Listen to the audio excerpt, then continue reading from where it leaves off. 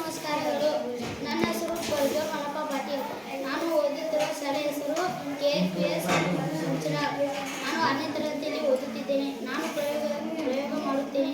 ಆ ಪ್ರಯೋಗದ ಹೆಸರು ನೀರಿನಲ್ಲಿ ಲವಣತೆ ಬಗ್ಗೆ ಪ್ರಯೋಗ ಮಾಡುತ್ತೇನೆ. ಮೊದಲಿಗೆ ಎರಡು ಗ್ಲಾಸನ್ನು ತೆಗೆದುಕೊಂಡು ಆ ಗ್ಲಾಸ್ನಲ್ಲಿ ನೀರನ್ನು ಹಾಕುವುದು.